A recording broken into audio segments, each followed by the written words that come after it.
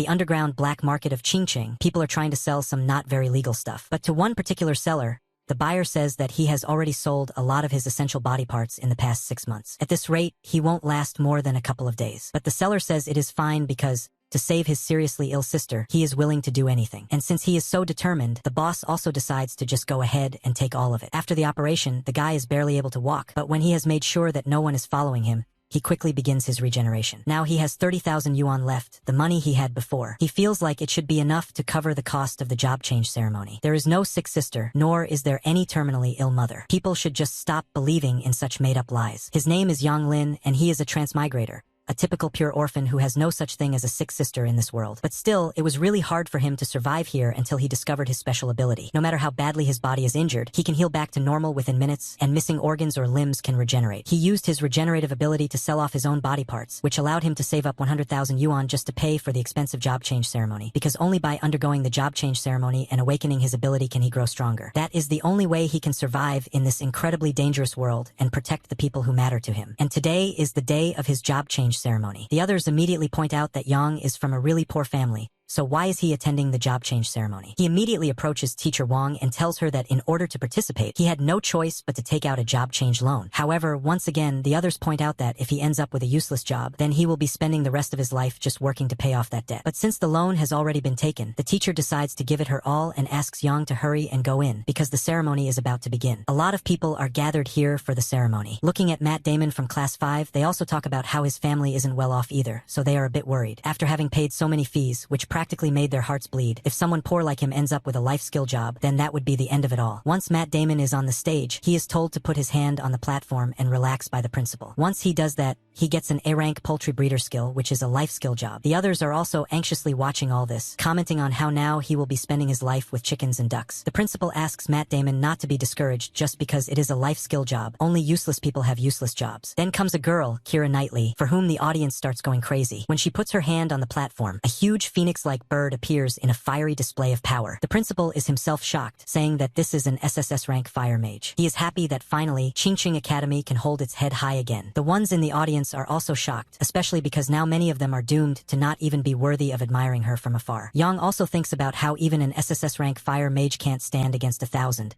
Which means this girl has really got some luck. The principal tells Keira that she has awakened an SSS rank class. This is a big deal for the school, so they will have to discuss her training plan going forward. Next, it is time for Yang Lin. Others immediately start commenting on how he is that scholarship student and wonder why he is here. The others tell them that he took out a job change loan. As Yang passes Keira, he thinks about how he has decided not to remain just a background character for that little girl. Once his hand is placed on the platform, he reflects that finally, the moment has come. It's not just about surviving in this world, it's about defying fate and changing destiny. Everything depends on the next step. Suddenly, a blue dragon aura rises, completely engulfing Yang and shocking everyone. The principal cannot believe that another anomaly has appeared, one after another. Keira also wonders if Yang Lin is going to get an SSS level job. The others are stunned, thinking about how insanely lucky this guy must be. A poor student who took out a loan to change jobs and ended up with an SSS level class. It's unbelievable. The principal announces that Yang Lin has gotten a combat job, an SSS level forbidden mage. He proudly proclaims that today, Qingqing Academy takes pride in him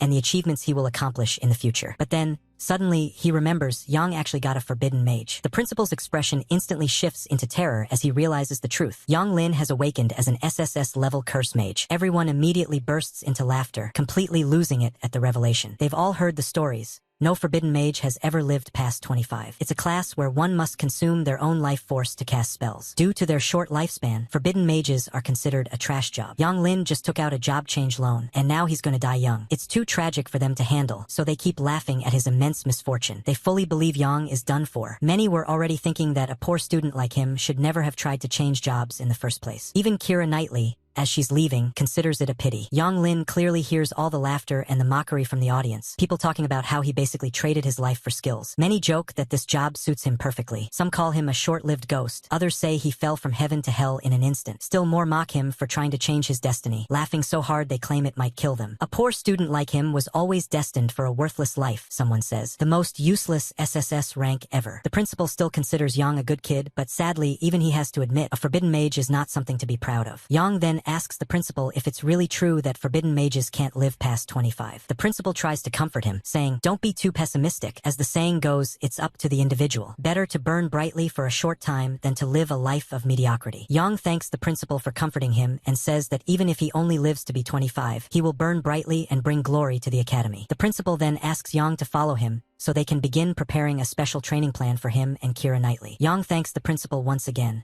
but in his mind, he is the one laughing. After all, forbidden mages may have short lives, but that has nothing to do with his immortal body. Today has been very exhausting for Yang, so he decides to hurry home and get some good sleep. But just then, Keira Knightley approaches him and asks him to join her team, especially because the more a forbidden mage fights, the faster they die. She makes it clear that she's not being malicious. She just doesn't want him to die too quickly, since they are classmates. Yang appreciates the concern, but for now, he simply declines. As Keira leaves, she calls it a waste of good advice on a stubborn ghost and tells Yang to just do whatever he wants. Yang is left speechless. There's nothing he can say to that. Still, he finds the whole situation pretty strange. Then, a group of punks blocks his path. They instantly recognize him as the SSS level job holder, Yang Lin. Everyone in the school knows that Keira Knightley is part of the G family, so they don't like the idea of someone like Yang, who got to the top just by landing a forbidden mage job, getting close to her. Yang thinks to himself how troublesome women can be. He never expected Keira Knightley to stir up so much trouble with just 2 sentences. He tells the punks that he just wants to go home and nothing else. But they laugh and mock him, saying his home must be some tiny 10 square meter shack. Since Yang Lin now holds an SSS level job, one of the punks demands that Yang call him dad, promising to arrange a security job for him at the G group afterward. They laugh more, joking that if he gets a security job at the G group, he should start bowing down to G Shane. One of them says that from tomorrow, Yang can start working there, and once he has some money, he can even buy incense for his dead family from the orphanage. They all laugh hysterically at the idea of an orphan having a family. They then order him to bow down quickly, while one of them comments that his family must not have been qualified. That's why they're all dead now. Unaware of the effect their words are having, they keep taunting him, while Yang grows increasingly furious. He wants to burn everything down. Opening his eyes, staring in fury, Yang raises his hand and tells them, "This is all what you made me do." The others immediately panic. They didn't think Yang would actually cast a forbidden spell. That would be like throwing his life away. But Yang doesn't care. He cannot tolerate these punks talking badly about his dead family. They all leap back as he casts the spell. Terrified, they exclaim that Yang has gone crazy. What reason was there to use a forbidden spell? Yang just calls out to them, telling them to come back so he can do it again. But they all turn and run. To them, Yang has clearly lost it. He doesn't care about his life anymore, and they don't want to deal with someone who's gone mad. Even Yang himself didn't expect them to be such a joke. One spell, and they all ran off in fear. But just using that one spell has caused serious damage to Yang's body. He can feel it all. From a high spot nearby, Keira Knightley watches the scene unfold and comments to herself about how Yang is willing to risk his life over a few insults. Someone like that, even with an SSS level job, will never last long. Now, she believes Yang Lin isn't even worthy of standing next to her. Back at his home, Yang finally feels at peace. Looking at his system window, he realizes that by sacrificing different parts of his body, he can summon different kinds of magic attacks. For example, sacrificing a bladder can summon the water in thunder, and sacrificing a heart can summon the life-ending purple thunder. If he wants to summon the ultimate chaos divine thunder, it would basically mean signing his own death warrant. Suddenly, his head starts to hurt, a side effect of his body regeneration acting up. Feeling really tired, Yang lays down and goes to sleep. Shane, on the other hand, talks with someone about getting revenge. He wants Yang taken down and immediately orders someone to be sent after him. However, the person in front of him reminds Shane of what his father taught him. Killing an SSS-level forbidden mage is very risky and doesn't benefit them at all. The person explains that Yang, being emotional enough to risk his life by using a forbidden spell over a few insults, is clearly unstable. On top of that, he's still just a poor student, while the G family has more than enough resources. He advises Shane to learn how to use his greatest advantage, wealth and influence, to exploit his enemy's weakest points. The next day at Qingqing Academy, a poster warmly welcomes all teachers and students from various schools to participate in the upcoming trial exam. Yang, still feeling a bit sleepy, arrives at school. Others immediately take notice of him, especially because rumors have spread about him becoming a forbidden mage and even teaching Shane from the G family a lesson. Suddenly, a voice calls out to Yang. It's Shane. He greets Yang with a cheerful good morning and offers him breakfast, saying it's a friendly gesture since Yang probably hasn't eaten yet. Yang, however, suspects Shane is trying to poison him because he couldn't beat him yesterday. But Shane insists that he would never poison him. Instead, he brought breakfast to thank him. Yang can't think of any reason Shane would want to thank him for anything. Shane explains that Yang's appearance hit him like a thunderbolt. It made him realize he had been living his life in a daze. Still suspicious, Yang asks him to get to the point. What does he actually want? Shane suddenly gets on his knees and says he wants to recognize Yang as his big brother. Stunned, Yang asks if Shane got hit too hard yesterday or something. But Shane insists he's serious. After Yang beat him up, he thought long and hard and came to the conclusion realization that if he wants to become better, he needs a proper role model. Yang, playing along, says that if that's the case, Shane should also pay tuition. Shane immediately agrees. Then he asks his big brother for his card number so he can transfer the money right away. Yang gives him the number and tells him to transfer 2 million as his first tuition fee. Shane is clearly shocked by the amount, so Yang asks if it's too expensive. But Shane quickly responds that it's not. He'll have his father send the money right away. Just then, it's announced that the portal to the beginner's dungeon is now open. The test is about to begin, and it's hoped that all candidates from various schools achieve great results. All the candidates gather, hopeful for victory. Their teachers take note of the two standing at the front and ask the principal of Qingqing Academy if those are the students with SSS level jobs. They're clearly standing out, but that annoys the principal. He had told them to keep a low profile. Just getting an SSS level job should have been enough, but these kids can't help showing off. They really don't listen. Still, he laughs. Deep down, he's proud. He's just pretending to be annoyed to make the other schools jealous. As the visitors take their leave, they tell the principal not to get too cocky. Then, the announcement goes out. All candidates may begin entering the dungeon. Keira Knightley once again offers to team up with Yang, but once again, he politely declines, saying he's fine on his own. Keira can't believe his level of arrogance, but she figures maybe he just wants to die early, and if that's the case, no one can stop him. Yang enters the portal swiftly. After arriving, he looks around and realizes he's alone. He wonders if it was some kind of random teleportation. Then suddenly, a roaring animal appears, one that Yang just considers a little cat. Still, it seems perfect to test his skills on. With just one strike, he takes down the level 1 leopard cat, which rewards him with 10 XP. Getting only 10 XP after such a big setup is a bit disappointing. It makes him wonder if it was really worth losing one of his kidneys. If he's gonna get just 10 XP per kill, then he'll need to take down hundreds of these just to reach level 2. This is gonna be way too slow, which means he'll need to come up with a better plan. A few moments later, a lot of roaring animals are chasing Yang, who is quite excited, even though he's running away from them for now. This wave should give him quite a bit of experience, so he immediately stops and decides to test out his newly mastered skills on them. The forbidden spell he uses this time is Burning Reincarnation, which engulfs him and the entire area in an enormous aura. Even Yang feels the spell is terrifying. His power, agility, and spirit are all double boosted. In the state of burning reincarnation, even a level 10 monster would probably struggle to withstand the force of his world-ending thunder. With swift, continuous strikes across the wave, he keeps taking down more and more monsters. They don't even realize they've been hit. He's so fast that he wipes out entire waves in a single blow. However, the toll on his body is extreme. After just 5 minutes, he's already feeling it. Not wanting to expose his immortal body, he decides to end burning reincarnation after about 1 minute to avoid revealing too much. He then switches to immortal reverse life, sacrificing his hand. Placing his other hand on the ground, he creates a magical circle from which electricity begins pouring out. This is World-Ender Extreme Thunder. Everything around him is annihilated Grey Wolves, 30 XP, level 5 two-headed snakes, 50 XP, level 6 iron scorpions, 60 XP, level 6 centaurs, 60 XP, and even level 2 killer bees, barely 20 XP. But the sheer number of monsters is so high that suddenly, his system notifies him of a level increase. This wave turns out to be amazing for Yang. He levels up directly to level 3, and unlocks a new forbidden spell, Infernal Fire, Burnt Sky. Later, Keira Knightley also passes through the same area. She's shocked by what she sees. So many monsters turned into charcoal. She can't think of anything that could have caused something like this. Then she notices a fire still burning nearby. She immediately recognizes it as Infernal Fire, but the strange thing is,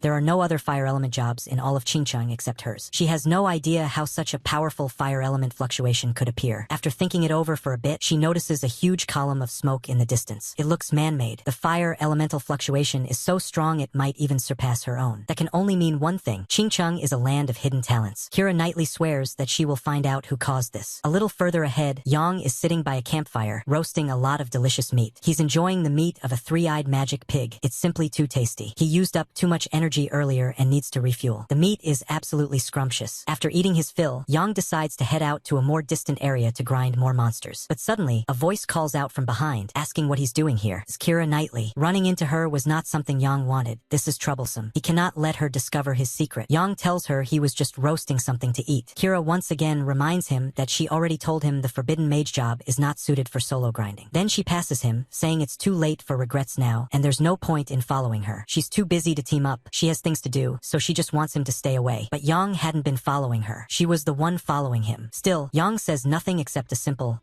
okay. Even so, he doesn't understand the logic behind what she's saying. He wonders if this woman is missing a few screws in her head. Then again, Keira Knightley stops and says she needs to ask Yang something. She asks if he has seen anyone else pass by this way. She also mentions that the person is really powerful, specializes in fire elemental magic, and is highly likely to be the one controlling infernal fire. Yang immediately feigns ignorance, acting like he has no idea what infernal fire is. However, he says that he did see someone, a very handsome man who went in a certain direction. He even points that way. He does this because he simply cannot let this annoying woman cling to him. It looks like he can't even use Infernal Fire's forbidden spell anymore without drawing attention. As Kira nightly starts following the direction he pointed, she complains that it's all Yang's fault. Otherwise, she could have definitely caught up with the powerful person using Infernal Fire. But then suddenly, after hearing a noise, Kira looks up and sees a giant monster charging straight toward her. It's an 8th level dragon blood beast. Kira immediately dodges, but she can't understand why or how such a high-level monster is in this beginner's dungeon. Most people would stand no chance against it, especially someone like Yang. She starts wondering where he might be now, assuming that the coward must have run far away already. Still,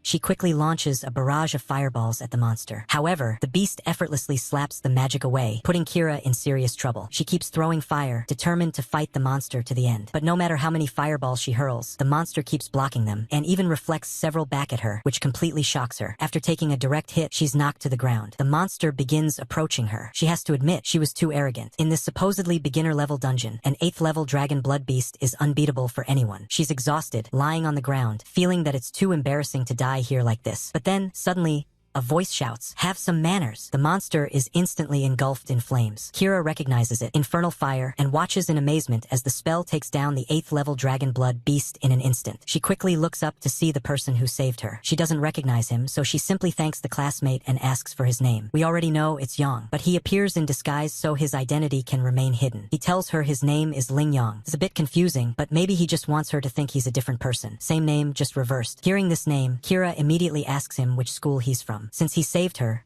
she wants to thank him properly. But Yang wants no thanks from this dumb woman, so he just tells her there's no need. He was just passing by. Kira calls out to him, asking him to please wait. Yang tells her not to follow him because the demonic beasts up ahead are too strong. It's not a place someone like Kira should enter. He also suggests she change her clothes first. She immediately understands why he said that and feels a bit embarrassed. Still, she calls out to Yang, saying that she will eventually catch up to him and one day stand by his side again. Then she quickly leaves the area, jumping from tree to tree Naruto style. After getting quite far, Yang stops. He now feels confident that she's no longer following him. That stupid woman is serious trouble. She wasted a lot of his time, and now he needs to level up faster. Then, a system notification pops up. He checks it and sees a new forbidden spell. It requires the sacrifice of 2 years of his lifespan, but in return, it grants immunity to 1 lethal attack. Being a forbidden spellcaster is truly a short-lived profession. Every spell costs a portion of the user's lifespan. But for Yang, this spell is a godsend. With it, he can survive even a fatal strike, like being stabbed through the heart from behind. On top of that, if he ever needs to cast a forbidden spell that sacrifices his heart or even his head, he'll be immune to the damage. This is absolutely amazing. Now he can grind and farm monsters freely. No one can stop him from leveling up. So insane, he even starts laughing like a madman. 3 days later, it's the last day of the test. The trial will end soon. Spectators in the audience talk among themselves, saying they'd be satisfied if their children can level up to level 8. The principals of the various academies gather and discuss how, even though one school has 2 SSS class students, it won't mean much if their levels aren't high enough. Sometimes, level matters more than class. The only way to show off in front of Qingcheng is to break the highest recorded level in the secret realm, level 11, a record that still hasn't been broken. They wonder if this year, that record might finally be surpassed. The principal of Qingcheng Academy remains confident. He believes his students can do it. Suddenly, another figure arrives and notices how much fun the principals seem to be having. He asks if he can join in too. His name is Leon. The principals greet him and say they've long heard of him. Leon is the city's top-tier astrologer, and it's an honor to host him. But Leon just laughs and says they're being too flattering. He's only here to see his daughter, Nini. He asks the principal if Nini has been causing any trouble. The principal remarks on how much Mr. Leon cares about his daughter, then admits that Nini is the pride of the city academy. Suddenly, they notice someone coming out of the portal. But wait, the time limit isn't over yet. Why would someone exit early? Maybe they're injured? The next moment, Kira nightly emerges. She sees her father and wonders why he's here. Leon immediately asks her what level she reached, while the principal questions why she's coming out before the time is up. Nini, Kira, then reveals that she's already reached level 12, which is why she came out early. Everyone is stunned. Such a high level? The record has been broken. Just as the principal had hoped, a fire element mage has broken the previous level record with ease. He even starts laughing with pride. Leon, however, remarks that his daughter is really stubborn. If she had waited until the time was up, she might have even reached level 13. But Kira says it was too boring inside. It took forever just to find a level 10 demonic beast, and even then, the experience gained from defeating it was disappointingly low. However, inwardly, she admits the real reason she came out early, to find Yang. She doesn't want to let him escape her this time. Meanwhile, inside the portal, surrounded by piles of charcoal that used to be monsters, Yang suddenly sneezes. It's strange. This place isn't cold, so why is he sneezing? He thinks, maybe someone's talking bad about me. The level 10 zone has been completely cleared of demonic beasts. Seems Yang took them down too quickly. Now, to keep grinding, he'll have to broaden his search range. To do that, he decides to try out a newly learned forbidden spell known as Sudden Dance. This forbidden spell requires the caster to sacrifice an organ, based on its importance, to gain a massive agility boost. The maximum effect grants agility 10 times greater than the user's original, and the duration is 1 hour. Yang decides to sacrifice a kidney,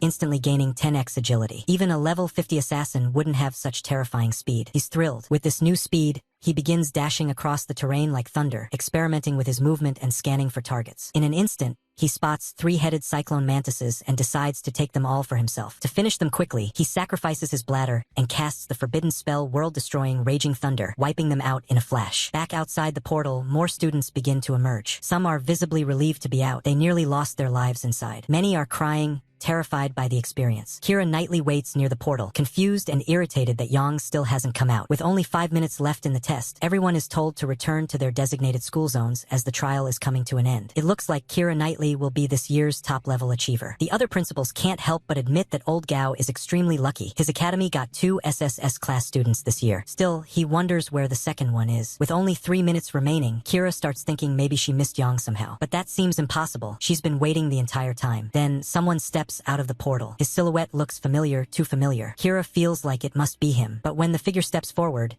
it turns out to be the Yang she doesn't particularly like, the one she now thinks of as a coward. He says casually that since the time is up, he came out. He asks if there's a problem, but Kira is extremely disappointed. She can't believe it turned out to be him. She tells him to not even speak to her and just leave her alone. Yang just thinks this girl is even crazier than before. It's not like I was dying to talk to you anyway, he mutters to himself. Then, Principal Gao walks up to Yang, noticing that he has finally exited the portal. What level are you at? The principal asks. Yang replies, level 16. Everyone within earshot immediately freezes in shock. Did they hear that right? Level 16? That's absolutely insane. It's nearly impossible. The previous highest recorded level in this rookie secret realm was only level 11. And this is just a beginner's test. How could someone reach level 16? But soon, it becomes absolutely clear to everyone that this guy is seriously at level 16. Leveling up from 1 to 16 requires a total of 12,000 experience points. The highest level demonic beast inside the rookie secret realm is level 10, and defeating one gives 100 XP. That means Yang took down 1,200 level 10 demonic beasts. This is something none of them can believe is even possible. However, Principal Gao just smiles and tells Yang that he did an incredible job and that Qingcheng Academy is proud of him. Even Leon comments on how impressive he is, but Kira immediately dismisses it, saying it's not that impressive. She reminds everyone that Yang is a forbidden spellcaster. If he keeps using forbidden spells without any consideration for the consequences, of course he would level up quickly. When the other principals hear he's a forbidden spellcaster, they also quickly understand how he managed to reach level 16. Now, everyone is murmuring about how crazy this guy must be, because using forbidden spells to level up inside a rookie secret realm isn't something anyone with common sense would do. Other forbidden spellcasters don't even live past the age of 25. At this rate, this guy might not even reach 20. To them, it's laughable, sacrificing his life in exchange for fame. It's idiotic behavior. However, one of the teachers speaks up and says they shouldn't mock him. He used his life just so they could admire him, so maybe they should let him enjoy that moment for a few days at least. The other principals now approach Gao and question why he allowed this to happen. One even wonders if Yang was forced to do this, suggesting that maybe the principal used him for the academy's fame. But Principal Gao shuts that down immediately. He firmly states that, as a teacher, he would never use his students' lives as a joke. Yang also speaks up,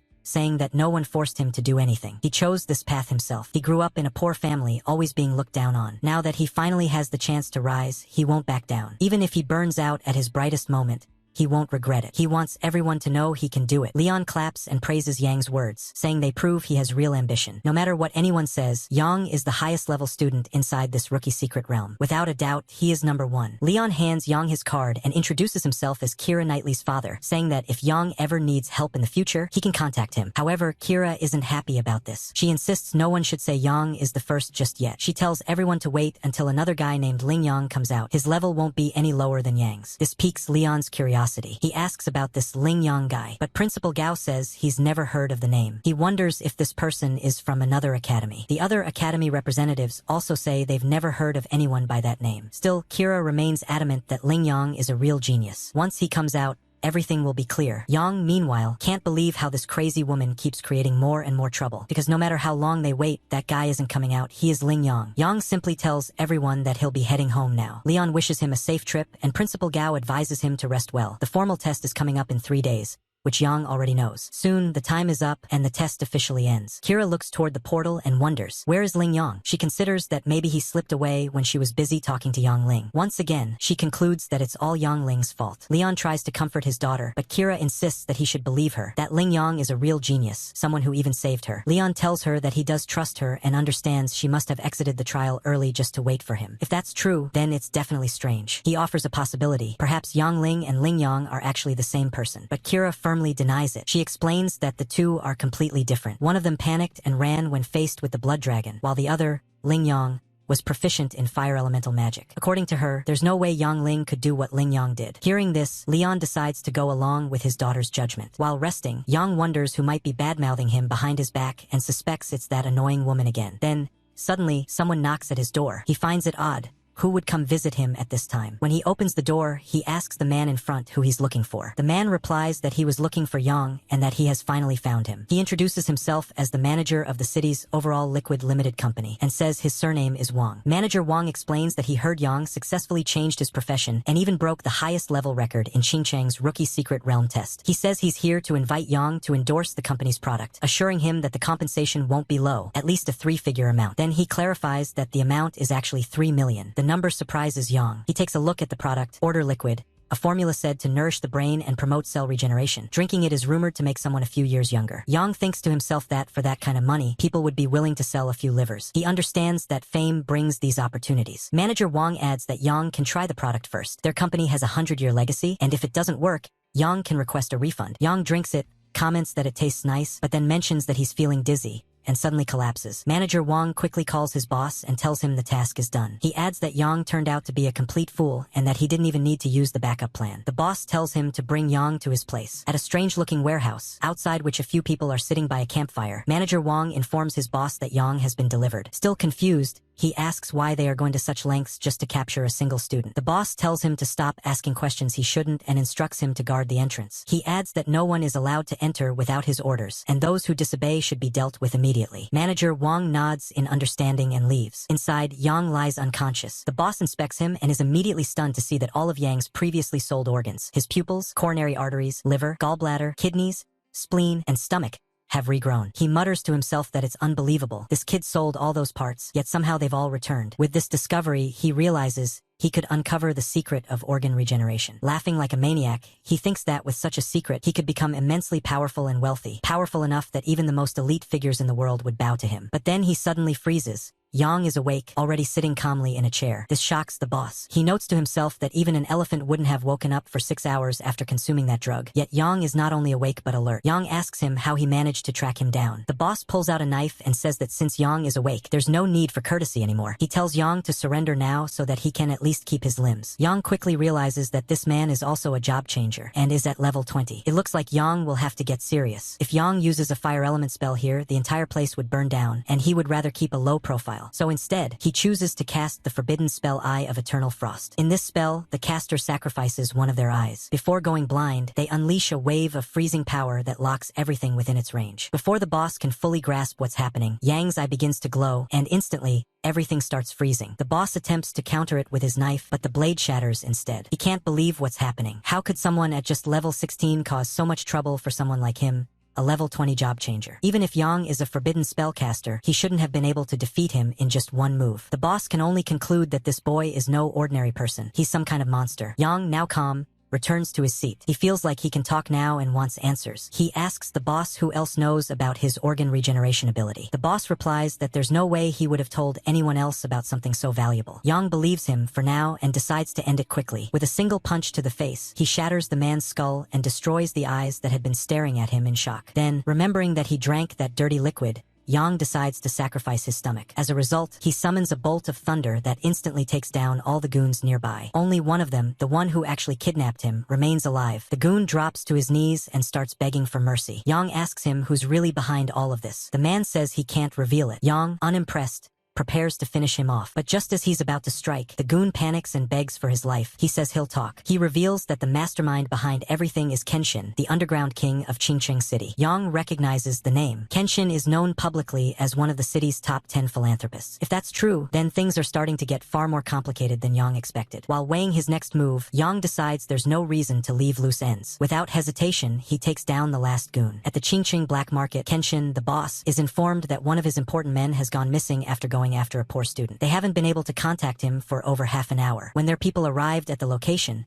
they found the entire area burned down. From the surroundings, it looked like the work of a fire element awakener. Kenshin immediately shouts at his staff to investigate the matter thoroughly. He demands that the missing man be found at all costs. The staff member assures him that he will personally take charge of the investigation starting immediately. Later, we see Yang getting out of a car in front of Shane, who respectfully calls him boss and says that he had sent people to receive him as soon as he heard he was coming. Yang notices that Shane's house is quite large. Shane brings up the topic of the 2 million yuan that Yang had previously asked for. He tells Yang that he already informed his father about it, but there's some trouble for now in transferring it. However, Yang doesn't appreciate Shane bringing up money at this point. To him, it almost feels like Shane is looking down on him. Since Shane called him boss, then as a subordinate, money shouldn't matter anymore. Shane quickly places a hand on Yang's shoulder and says that he won't bring it up again. From now on, he wants Yang to treat this place as his own home. In his mind, Shane thinks that his father was right. Yang really is simple-minded. Meanwhile, Yang thinks to himself that as long as he hides inside the Ji family, he doesn't believe Kenshin would dare send someone here to capture him. As they walk further into the estate, a group of maids comes forward to greet them. Yang is taken aback by the scene, but seeing the luxury in front of him, he finally understands why everyone wants to be rich.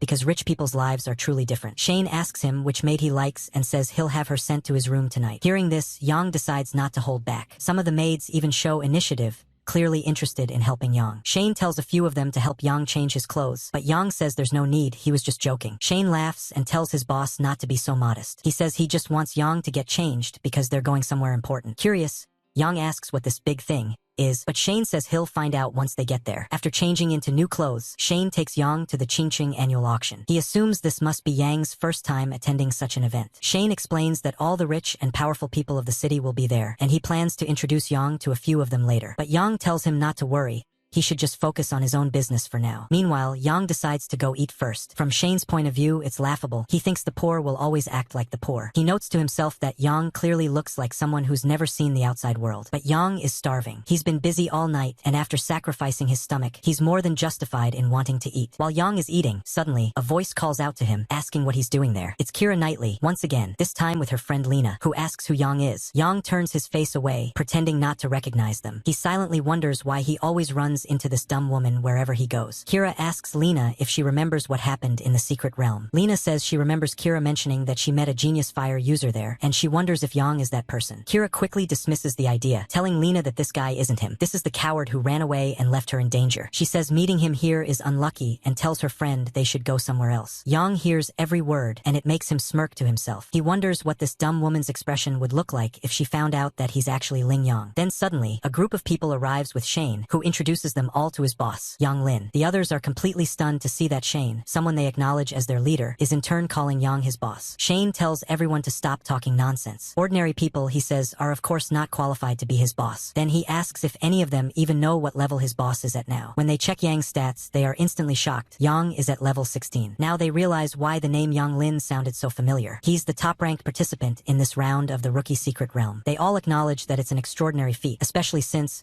when they first came out of the Secret Realm themselves, they were only around level 6. Yang tells them there's no need to be so surprised. He was able to reach that level because he had some knowledge about leveling up. With a small sigh, he adds that if only he could go outside the city with them, he would have brought them along to level up together. That way, they could have gotten good grades for their final exam. Hearing this, everyone immediately expresses interest in tagging along with Yang to level up. However, Shane points out that to avoid such situations, students are not allowed to leave the city before the final exam. Yang had already heard that the path to the final examination lies outside the city. So, during that time, if they're permitted to leave, they can level up together with him. Still, there's a problem. Even though Yang's level is high, he doesn't have any equipment. Shane quickly reassures him that getting equipment is easy. He tells Yang not to worry. As long as Yang brings him along to level up, anything Yang wants at the auction, he'll buy it for him. Yang asks for confirmation, wanting to know if Shane is serious. Shane confidently replies that of course he is. As long as it helps him score higher in the final exam, no matter how much money he has to spend, his father will support him. Later, the auction begins. Everyone is greeted by today's auctioneer, King, who welcomes them on behalf of the Jinbao auction house. She says she hopes that everyone attending today will be able to get what they desire. Without wasting time, she unveils the first item of the day, an epic tier skill scroll. It's a fire element skill suitable for mages. The starting price is set at 50,000, and each bid must increase by no less than 100,000. She invites everyone to begin bidding. Hands shoot up one after another, quickly raising the price to 600,000. But suddenly, Leon raises the bid to 3 million, and the entire room goes silent. Yang instantly understands, since Kira Knightley is a fire element awakener, her father is spending a fortune to buy this skill scroll for her. He thinks to himself how different life is when you have money. Fortunately,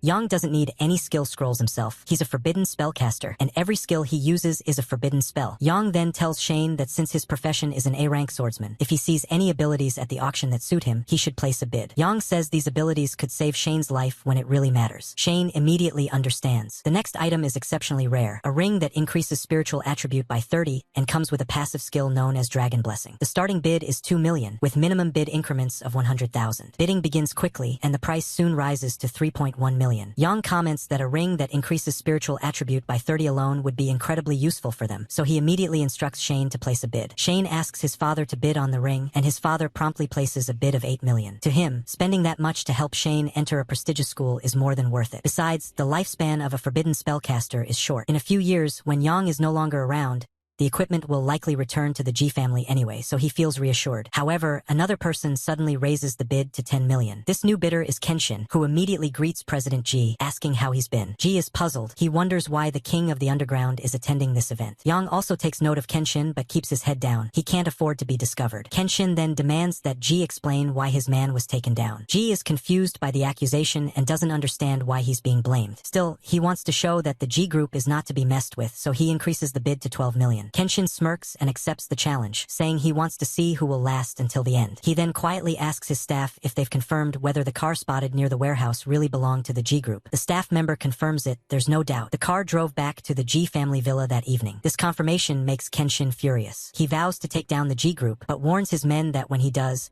they shouldn't blame him for being ruthless. Later, as the Emperor Dragon ring is handed over to Yang, G asks if he really likes the ring. Yang replies that he does and thanks Uncle G. Shane then asks who that man was earlier. G tells him that it was Kenshin, the king of the underground. He's always wanted to clean up his image and become a legitimate businessman, but now he's trying to interfere with G Group's business. Yang adds that the G Group is a large organization and is bound to attract unwanted attention. He advises that they be more cautious moving forward. G agrees. After Yang puts on the ring, he can immediately feel its effects. The Emperor Dragon ring increases spiritual attribute by 30, and it can be refined. Its passive ability, Dragon Blessing, grants the wearer a blessing of dragon energy, increasing luck by 10. Yang finds the luck boost particularly fascinating. He tells Uncle G not to worry. Even if he has to carry Shane, he'll make sure Shane gets into a prestigious school. Uncle G just smiles and says there's no need to be so formal. He considers Shane and Yang as close as brothers, and if they need any more equipment, they only need to let him know. Later, Shane, feeling a bit exhausted, still expresses gratitude to his boss. He says that thanks to Yang, his father was willing to spend so much on equipment. Shane then asks Yang what gear he would like.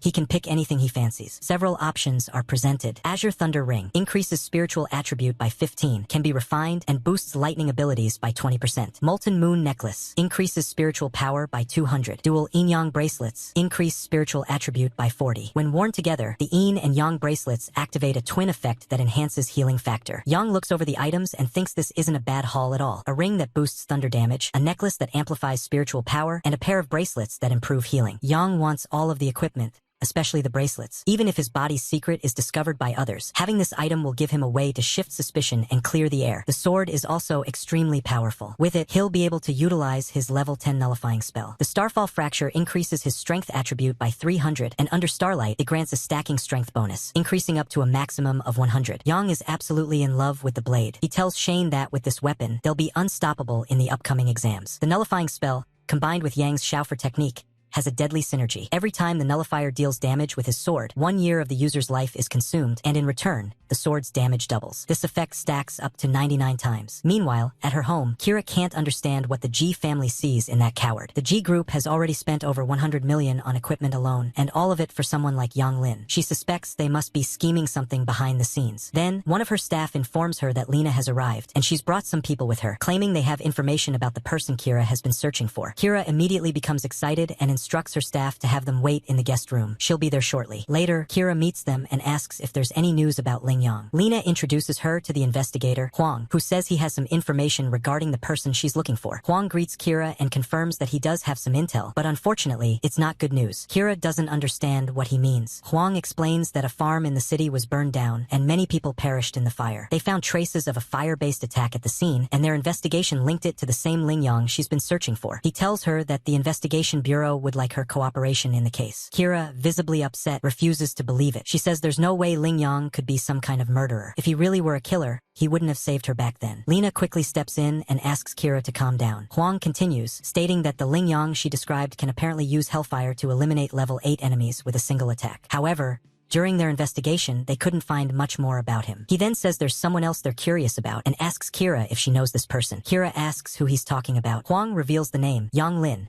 According to the results of their investigation, there's a high probability that Yang Lin is actually Ling Yang. This shocks Kira. She feels like Huang must be joking. She insists that Yang Lin is just a coward, someone terrified of death. That guy ran away from her when they were in danger. There's no way he could be Ling Yang, and he definitely doesn't have the power to use Hellfire. But Huang, maintaining a serious expression, asks her if she's absolutely sure. Unknown to her, he's actually using lie detection during the conversation. Kira replies that she is certain. She's the only one who has seen Ling Yang in person, and there's no way he could be that coward Yang Lin. Huang silently concludes that no one can lie in front of a polygraph expert like himself. It seems the murderer they're after is not Yang Lin. He thanks Kira for her cooperation and says he won't bother her any further, but if she receives any new information, he asks that she contact him immediately. Kira agrees and assures him that she will. Under the starlight, Yang tells Shane that they need to hurry and test the equipment. Still, he wonders where Shane is taking him. Shane replies that this is the place he was talking about, where Yang can test everything. At the entrance, a receptionist greets them and asks if they'd like to conduct practical training this evening. Shane confirms and tells her that yes, his boss would like to test out his new equipment. The receptionist then asks about their levels. When Yang says that he's level 16, the receptionist nods in understanding and offers to arrange a training room suitable for level 20 and below. She informs them that the price is 100,000 yuan per hour. However, Yang requests a training room for level 40 and below instead. The receptionist pauses for a moment, then quickly understands and agrees. She says she'll arrange it right away. In a training room filled with level 40 puppets, Yang draws his sword. Since there are no cameras inside, he's free to do whatever he wants. First, he tests the power of his life sword combined with the curse spell Burning Reincarnation. With a single sweeping strike, he slashes through countless puppets. Then, he follows up with the life sword curse spell again, taking down even more. So far, Yang is pleased with his performance. He decides to try out other curse spells next. Outside the room, loud crashing sounds echo from within. Hearing the chaos, Shane explains to the receptionist that with the exams approaching, his boss tends to go a bit wild when training. The receptionist just comments that if he trains that hard, he's sure to get good results. A moment later, Yang emerges, looking a bit exhausted. He says he's going to rest and then asks if he'll need to pay for breaking anything in the training room. The receptionist thinks he's joking. She replies that if a level 16 trainee can destroy anything in a level 40 training room, it means the quality of the room isn't up to standard,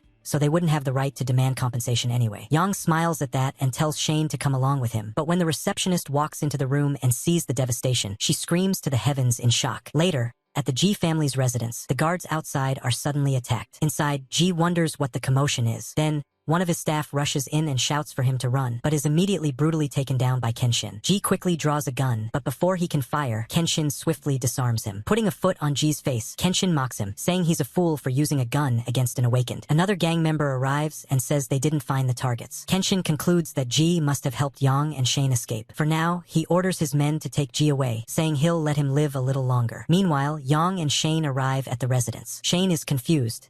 None of the lights are on. He wonders if there's a power outage. But Yang suddenly smells blood. Alarmed, he dashes forward, and inside they see bodies lying all over the floor. Shane is terrified. He thinks they've entered the wrong house. There's no way this could be his home. Yang tells him to stay alert. Shane runs around frantically, calling for his father and Uncle Fu, desperate to know where they are. Yang scans the area and notices a piece of paper on the table. He picks it up and tells Shane to come take a look. On the paper is a message. If Shane wants to save his father, bring Yang Lin to the underground black market. For every 6 hours of delay, I will send a piece of his father. Shane clenches his fists, furious. He knows this must be Kenshin's doing. He swears to take him down. Yang tells Shane that this happened because of him, so he should be the one to handle it. He urges Shane to hide somewhere safe, saying he'll rescue his father. But Shane, filled with rage, insists on going with him. He wants to fight Kenshin with his own hands. Before Shane can finish speaking, Yang knocks him unconscious with a swift attack. He whispers for Shane to trust him and promises to bring his father back safely. After carefully laying Shane on his bed, Yang, now serious and resolute, swears to show Kenshin just how terrifying a curse master who no longer fears death can be. Later, in the shady part of Qing City, at the underground black market, Yang arrives, traveling swiftly across rooftops. He feels glad he made it in time, but suddenly he's spotted. Even Yang is shocked they detected him far too quickly. That should have been impossible. Moments later, multiple laser pointers from rifles lock onto him. The goons jeer, asking Yang what century he thinks he's living in.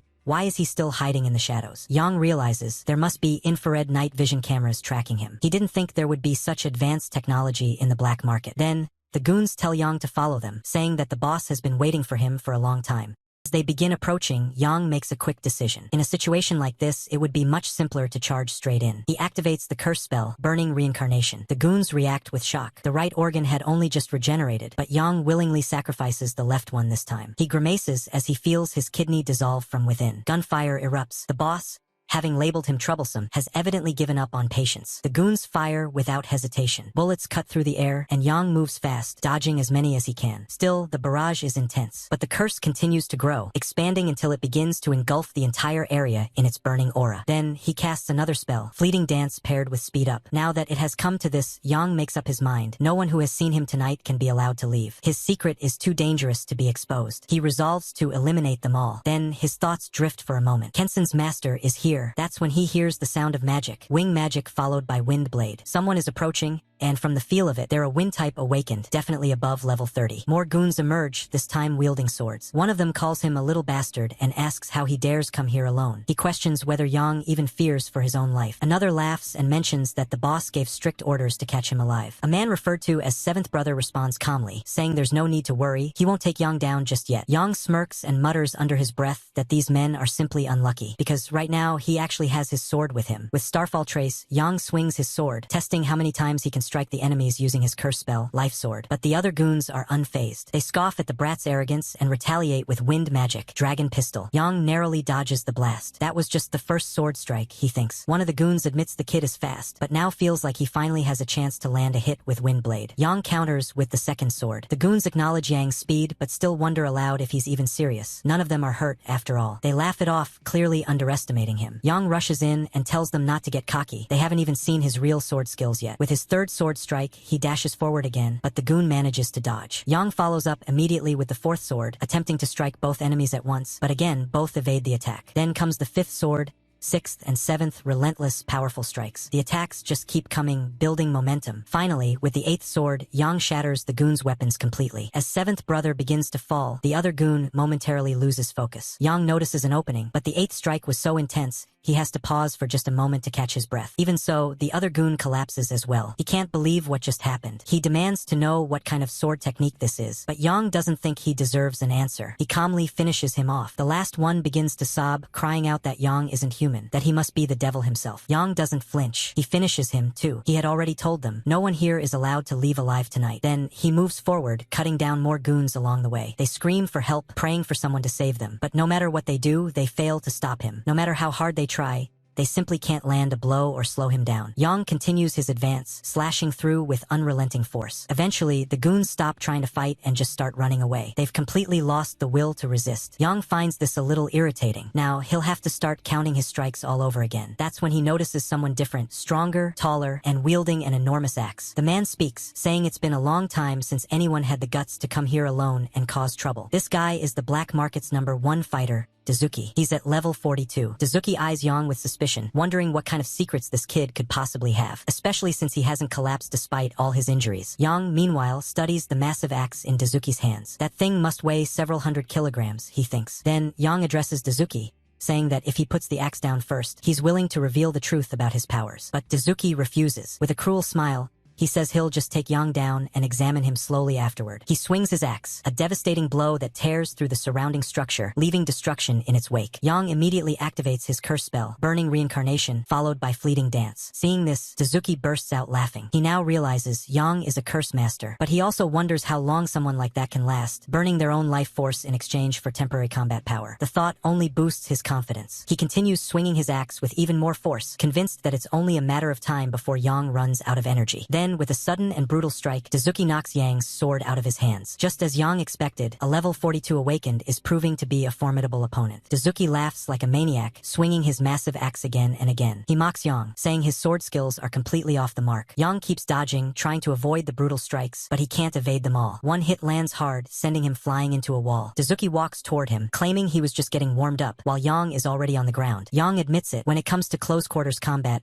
his swordsmanship isn't enough. But then he begins casting Recover over and over. He warns Dazuki that he's now been forced to act, and begins a major sacrifice. He lets go of multiple organs, naming each one as he gives it up. The air thickens with powerful, chaotic magic. Energy surges around him, violent and unstable. It's the curse spell, World-Destroying Thunder. The spell manifests like a roaring dragon, hurtling straight toward Dazuki. Dazuki stares in disbelief. What is this? He wonders. This should be impossible. But the dragon hits, and the fight ends in an instant. Yang may lack skill with the sword, but his thunder is something else entirely. There's no point in letting Dazuki learn anything from this. He can go ask the king of hell himself. Yang, however, is severely injured. He sacrificed too many organs at once. His vision blurs. He's feeling lightheaded, dizzy. Meanwhile, in a room above, the main boss of the facility sits calmly. A woman beside him remarks that she heard there was a little intruder downstairs. She hopes everything will be alright, but the boss doesn't look concerned at all. As far as he's concerned, nothing could possibly go wrong, not with Dazuki around. Then, smiling, he tells the lady that he has something delicious for her today, and asks if she'd like to try a taste. The lady giggles with excitement, calling Kenshin really, really bad. But suddenly,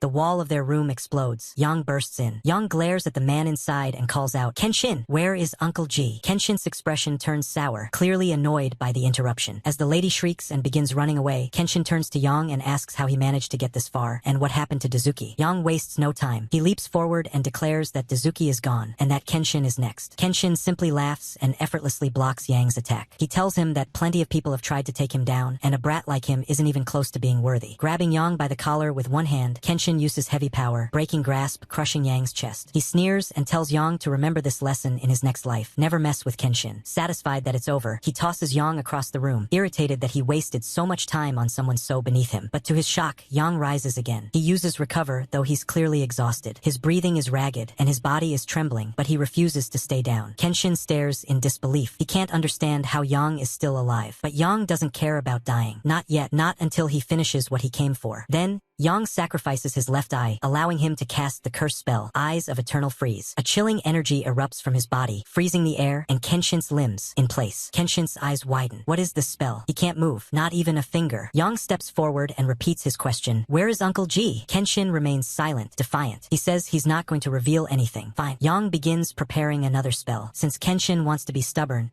he'll have to suffer a little more. The next attack slams into Kenshin's arm, ice spreading through muscle and bone. Kenshin screams in pain. Suddenly, another figure enters the room, the same woman, now holding a gun. She shouts at Yang to stop, warning that she'll shoot if he moves any closer. Yang glances at her, puzzled. Is she trying to act righteous now? Are they going to start negotiating with hostages? She keeps the gun aimed straight at him, telling him not to take another step or she'll fire. Yang wonders if she actually plans to protect Kenshin, or if this is a bluff. But then, Kenshin scoffs and tells her he doesn't want a woman saving him. He orders her to get out, but the woman ignores him and opens fire. The bullet strikes Yang, causing him to stagger, but he still doesn't go down. The woman rushes over to Kenshin in a panic, but Kenshin immediately scolds her. He calls her a fool and tells her to get out of there. He warns her that this won't end easily. Yang is far from finished. The woman looks at him, stunned, unable to comprehend the situation. But behind her, Yang has already moved. He positions himself near the hostage and calmly begins casting another freeze spell. In a flash, the woman and the gun in her hand are both completely frozen, caught mid-motion. Kenshin shouts at Yang, telling him that if he wants someone to take down, he should come for him directly. He admits responsibility for everything and insists the woman knows nothing. He pleads for her to be left out of it. But Yang has no interest in hearing more. In the very next instant, he slashes. A single, decisive blow. Kenshin is silenced and taken down just like that. To Yang, the man had become nothing more than a nuisance. Too loud, too late. With Kenshin lying motionless on the ground and the woman standing silently beside him, Yang pauses for a moment, wondering what that arrogant man had been shouting about. There's no way he can forgive him for what he did. The woman begins to cry as Yang grabs the hostage and prepares to leave. Through her tears, she asks why Yang took down Kenshin but spared her. Why not finish her off as well? But as Yang walks away, he simply responds that she's being silly. He doesn't kill women. He tells her to go her own way and disappears into the shadows. The woman is left speechless. Later, at the G family villa, Shane rushes forward, overjoyed to see his father finally safe and sound. He admits he almost thought he had lost him forever. G, surprised by the emotional reaction, gently asks why Shane is crying. He tells his son not to worry. Everything will be all right as long as he's alive. Turning to Yang, Ji thanks him and says that since he was unconscious through the whole ordeal, he wants to know how Yang managed to rescue him. Yang, however, simply replies that he's not entirely sure himself. After a pause, he says that his good friend, Ling Yi,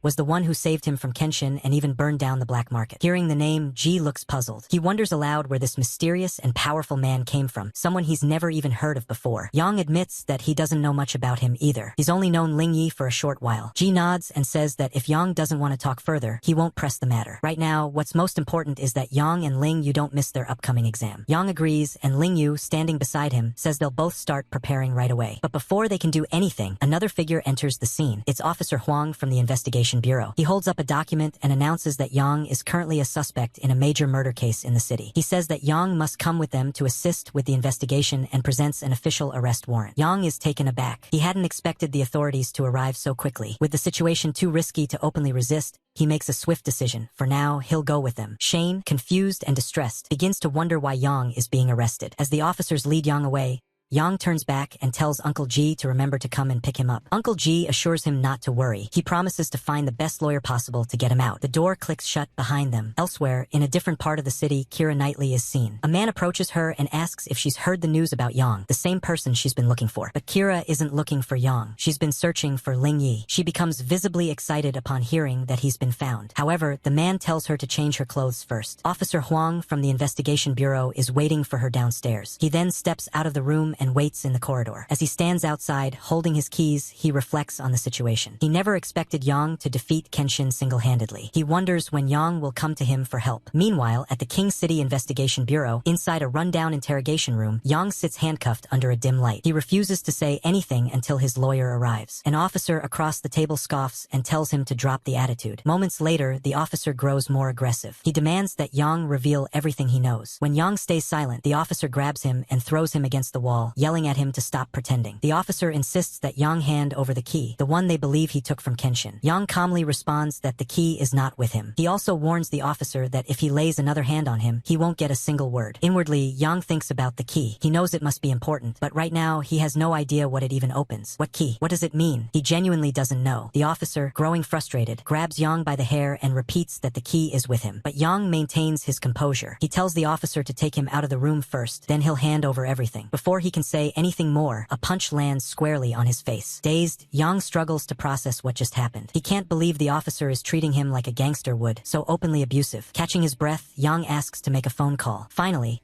the officer grabs a phone and hands it over, telling Yang that he should have asked earlier, then he wouldn't have had to suffer so much. As Yang begins making the call, he silently vows that sooner or later, he'll make this gangster wannabe officer pay for everything, tenfold. 10 minutes later, Mr. Zhuge arrives at the interrogation room. Without wasting time, he addresses the officers bluntly, telling them to stop rambling nonsense and handing over a key, saying this is what they wanted, right? The officer nods quickly and says that, in that case, they won't trouble Mr. Zhuge any further. Yang watches carefully. He can't help but wonder, how did Kenshin's key end up in Zhuge Xiang's possession? Is this all part of some larger conspiracy? Yang quietly thanks Mr. Zhuge for the help, but Zhuge responds with a calm, cryptic tone, saying he saved Yang for his own reasons. After all, if the secret of Yang's immortality were to be exposed, it would bring every powerful being in the world hunting him down. This revelation stuns Yang, confirms that Zhuge knows his secret. Now, Yang finds himself uncertain. Should I take him down now? He wonders, but outwardly, he stays calm and pretends not to understand. He plays dumb, asking what Zhuge means by immortality and what that's supposed to be. Zhuge's expression hardens. He says he noticed a flash of murderous intent in Yang's eyes just now. He asks if it was meant for him. Then, with a knowing smile, he concludes that his suspicion was correct. Yang truly is immortal. Still, Zhuge points out, even if Yang is immortal, he's far from strong. Yang narrows his eyes and asks what Zhuge wants from him. Zhuge responds with a single request. He wants Yang to become his disciple. Yang is taken aback. He didn't expect that. Before Yang can respond, Zhuge continues. He explains that it's true. His time is limited. He wants to take Yang in as a disciple and entrust him with several important tasks. Then, Zhuge reveals another key, holding it out toward Yang. Yang is stunned. He just saw Zhuge hand a key to the officer, so why does he have another? Zhuge explains that the one given to the officer was a fake. This, he says, is the real ancient heavenly key. Legend has it that when the heavenly gate descended upon the world, it brought not only terrifying monsters but also 7 ancient artifacts. This key is one of them. The artifacts, said to hold unimaginable power, are scattered across the world, and this ancient heavenly key is the key to unlocking the gate they all lead to. Mr. Zhuge then turns to Yang once more, repeating his question. Is he willing to become his disciple and help him complete this mission? Yang remains silent for a moment, deep in thought. He already knows about my secret, Yang thinks. If I refuse, there's no telling what might happen. Realizing he has little choice, Yang finally nods. He tells Mr. Zhuge that since a master and senior like him is willing to take him in as a disciple, he will accept the offer. However, he admits that he's not sure whether he can truly carry out the mission. Mr. Zhuge lets out a short laugh. When did you become so humble? He says with amusement. With Yang's current power, if he were to enter the Supreme Academy for higher studies, the potential of his future would be limitless. Then Mr. Zhuge's expression turns a little more serious. He says there's one more thing he wants to entrust to Yang. Yang immediately asks what it is. Mr. Zhuge adds that once he is gone, he hopes Yang will look after his daughter, and I, on his behalf. Hearing that, Yang quickly responds that he believes his master will live a long life and there's no need to talk like that. Zhuge simply laughs, brushing off the concern. He says I has a lot to offer, and since both she and Yang are still young, there's no need to rush things. Relationships, he says, can be cultivated slowly over time. What matters most right now is that both of them focus on getting good results in the upcoming final test. Yang agrees and says it's time they leave the place. Later, back at the Zhuge residence, and I can barely believe her ears. She shouts that it's impossible. There's no way her father could have taken in someone like Yang as a disciple. To her, it's absurd that a coward could be considered worthy. Yang, unimpressed by her tone, tells her that if she has a problem, she can go ask her father herself. As Mr. Zhuge walks in, and I immediately turns to him, raising her voice and demanding to know why that guy is in their house. Zhuge gently addresses her as his little princess and asks why she's so upset now that she's back home. He then confirms that what Yang said is true. He has indeed taken him as a disciple. But I is stunned. She stares at her father, wondering if he's lost his mind. She reminds him that he's a forbidden spellcaster and questions what he could possibly teach someone who, in her words, won't even live past the age of 25. Mr. Zhuge, however, calmly tells her not to be so harsh. He explains that Yang is stronger than she thinks, and, more importantly, he is the very person she's been looking for all this time. He is Ling Yi. This revelation hits an I like a slap. She stares at Yang in disbelief, calling it a joke. To her, Yang isn't just a coward, he's a liar, and now even her father has apparently fallen for his act. Frustrated and furious, she declares that she can't live under the same roof with someone like him. She storms out, vowing to find the real Ling Yi and expose Yang as a fraud. Once she's gone, Yang turns to Mr. Zhuge and asks if he still expects him to protect her. Zhuge sighs and says to forget it. In King Cheng,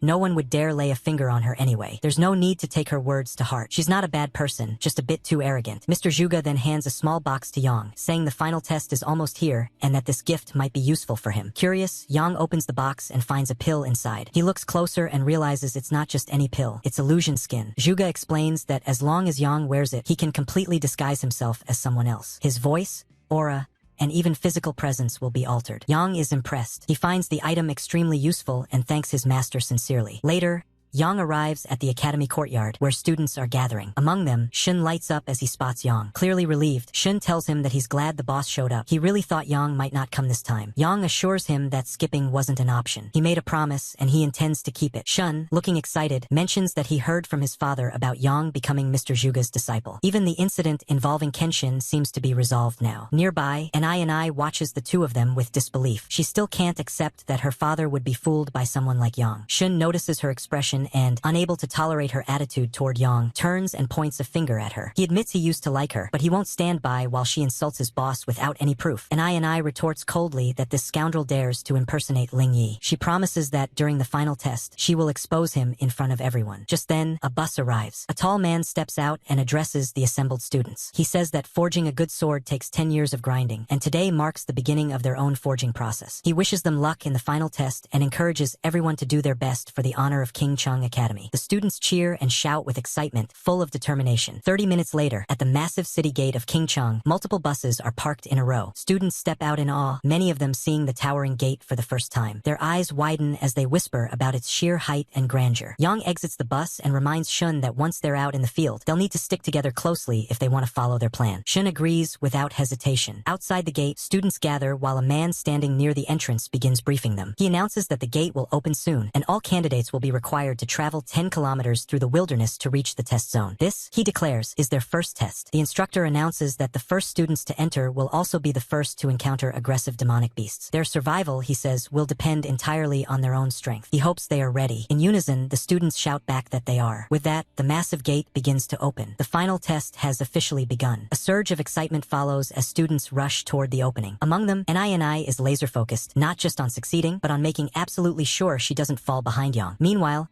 up on the towering wall above, several instructors observe the crowd of students funneling into the wilderness. They begin speculating among themselves about how many might qualify for Dexia Academy this year. Last year, only 5 made it, and they doubt this batch will do much better. Still, the teacher from King Chung Academy remains confident. He remarks that regardless of the numbers, at least 2 students from his school are certain to make it. He seems sure of his academy's superiority. Suddenly, a foul odor hits the students below. It's the sharp, nauseating stench of demonic beasts. And then it appears. A hulking creature emerges from the trees, a bloodthirsty demon lizard, level 11. As the students catch sight of its massive, blood-colored form and razor-sharp claws, panic spreads instantly. Without hesitation, most of them turn and start running away. Watching from above, one of the teachers mutters in disappointment that this year's crop seems weak. He says it's embarrassing that a mere level 11 demon lizard is enough to send them fleeing. The King Chung teacher smirks, noting smugly that none of the students retreating are from his academy. Down on the field, however, Yang does the opposite of fleeing. He moves swiftly toward the beast. In one clean, decisive strike from his sword, he slashes through the monster with ease. The other students freeze in place,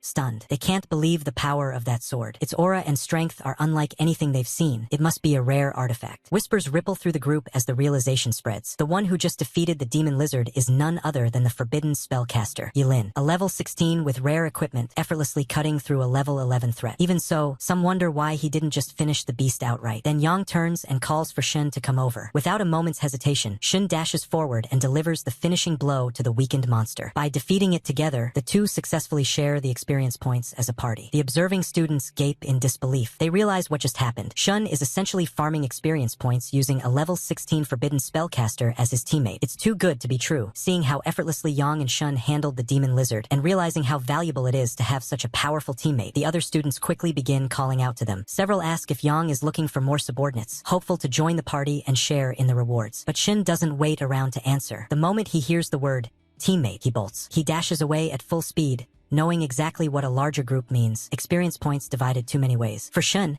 who's already partnered with a powerhouse like Yang, more members would only water down the rewards. Behind them, Ni watches everything unfold with crossed arms and narrowed eyes. Her pride remains untouched. She tells herself that no matter how impressive Yang may seem right now, she's not worried. This time, she's determined. She will surpass him. Later, Yang's team is seen cutting through the wilderness, effortlessly taking down a level 11 werewolf and a level 13 skeletal archer. Each victory gives them a solid boost in HP and confidence. They even manage to defeat a level 12 chimera, which proves a bit more challenging but still falls to their coordination. Shun is overwhelmed with excitement. Watching his level steadily climb, he can hardly believe his luck. Everything feels surreal, like a dream he doesn't want to wake up from. By the time he hits level 8, he silently swears to himself that no matter what the future holds, he's sticking by Yang's side. To him, Yang isn't just a team leader anymore, he's a true boss. Yang, however, stays focused. He reminds Shin not to get carried away. They've only just scratched the surface. The number of demonic beasts nearby is already thinning, and they'll have to venture deeper to continue progressing. As they push forward, Shun hesitantly raises a concern. If they go any further, won't they start encountering beasts between level 20 and 30? But Yang brushes it off. He calmly assures Shin that level 20 beasts are manageable for him, and if they happen to run into a level 30 monster, they'll simply retreat. It's not worth dying over. Meanwhile, far away on the wall overlooking the test zone, the teachers continue monitoring the students' progress. One of the instructors from King Chung Academy watches Yang's movements with increasing concern. To him, Yang is acting recklessly. With his strength, entry into Dexia Academy is already guaranteed. So why would he risk everything by dragging a low-level student like Shin into the deeper zones? Another teacher nearby tries to reassure him. He tells old Gao not to worry. There are examiners stationed throughout the area. If anything goes wrong, backup will arrive quickly. Back in the forest, Yang and Shin push on. The deeper they go,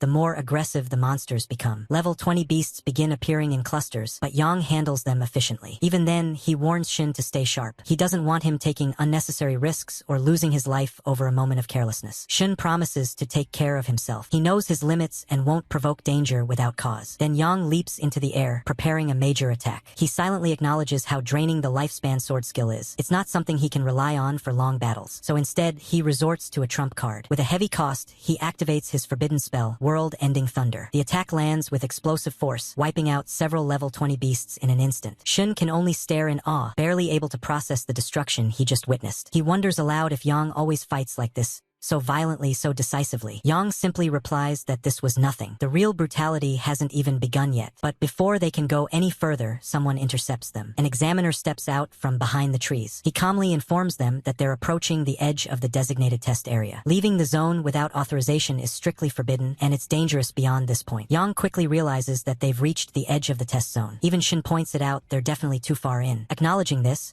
both of them agree to comply and start to turn back, assuring the nearby examiner that they'll follow the rules from here on. But just as they prepare to leave, Yang suddenly spots something massive in the distance. His expression hardens as he warns the examiner to look behind him. Shin also sees it, but it's already too late. The examiner, however, doesn't react. He suspects a trick. After all, he's been doing this job for over 2 decades. Scaring examiners with fake warnings is a textbook tactic for breaking boundaries. He's not about to fall for such an obvious ploy. Still, the urgency in the students' voices doesn't let up. They shout again, louder this time, desperate for him to look behind. Then comes a thunderous roar. That's when the examiner finally turns around, only to come face to face with a towering level 33 goblin hero. But the realization comes a second too late. The beast charges without hesitation, and its attack crashes into him before he can react. In the chaos, Yang immediately yells at Shin to retreat. He declares that he'll stay back and distract the monster. Shin hesitates, unwilling to abandon him. He tries to argue, but Yang doesn't wait. He kicks Shin away hard. He reminds him of the one rule he should have memorized by now. When Yang says to run, you run. Turning back to face the goblin hero, Yang's mind races. Taking this creature down would be difficult enough, but doing so without revealing his full strength would be nearly impossible. He knows there's no avoiding it now. Making a split-second decision, he activates Sacrifice and follows it with the forbidden spell Sudden Dance. Shun calls out to him from afar, telling him to be careful and promising to wait ahead. Meanwhile, the wounded examiner struggles to speak, urging Yang to run instead and leave the goblin to him. He says he'll signal for help, but before he can even finish, a massive blow slams into his side. The examiner collapses. Without wasting a second, Yang grabs the man and bolts. As he dashes through the underbrush, the goblin hero gives chase. Yang yells, trying to keep the examiner conscious, asking him to hang on, begging him to stay awake. A flare streaks into the sky, a bright red signal for reinforcements. Yang glances upward, frustrated. If the examiner had just passed out, it would have been simpler. Now he has to worry about being seen, about revealing things he shouldn't. He curses the flare silently and wonders if it was really necessary. But help arrives faster than expected. 2 more examiners appear and quickly assess the situation. Without hesitation, they tell Yang to leave immediately. They don't want to risk injuring him in the crossfire. Yang gives a thumbs up and agrees, saying he'll evacuate the wounded examiner and get him to safety. As the 2 new examiners begin their battle against the goblin hero, Yang looks back one last time, a mischievous glint in his eyes. He chuckles to himself, already hatching a clever idea. Yang pulls out the small black box from his inventory, his eyes gleaming with anticipation. This, he thinks, is the perfect moment to test the illusion skin. With practiced precision, he tears off the illusionary form of the examiner's face and applies it to himself. The transformation completes almost instantly, his features morphing into that of the injured examiner he had just rescued. The experience is strange yet fascinating. He admires the realism of the illusion, already plotting how else it could be used. Meanwhile, the 2 real examiners are still locked in a desperate clash with the goblin hero. Their movements are sharp and deliberate, clearly attempting to end the fight quickly, so the final test isn't further disrupted. The goblin isn't holding back either. Its massive claws swipe wildly, desperate to land a blow. Suddenly, a commanding voice rings out from the treeline, calling the beast a filthy creature and chastising it for daring to interfere with the final trial. The 2 examiners glance over in surprise, spotting a 3rd colleague stepping into the battlefield. It's Yang, now disguised as one of their own. Striding forward with complete confidence, Yang assures them he's here to help. Then, without hesitation, he declares that they should simply stand back and observe how a true professional handles such a pest. Raising his hand, he conjures a brilliant surge of energy and unleashes a forbidden spell, Eternal Arrow. The shot glows with a blinding radiance as it pierces through the air and strikes the goblin hero dead center. The monster lets out a guttural cry before collapsing into the dirt, lifeless. A system message flickers into view in front of Yang's eyes. Team killed, level 33 goblin hero, 220 experience points earned. A shimmer on the ground catches his attention, Talisman of Symbiosis. Yang quickly pockets the item, trying not to look too pleased. One of the examiners notices the drop and casually asks if he could have it. Yang, still perfectly in character, says he'll hand it over later. He remarks, almost offhandedly,